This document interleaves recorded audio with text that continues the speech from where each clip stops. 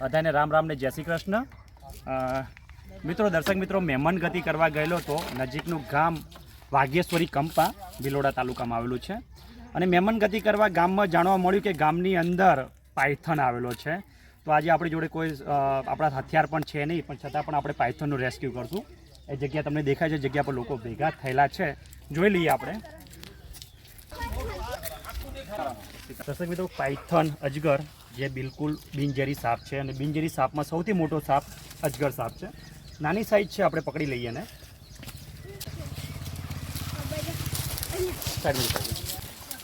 Okay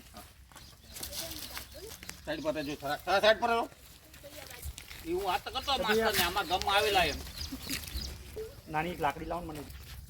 ઝડપ તો છે હારાની હે ઝડપ તો છે, ઝડપ તો રહેવાની।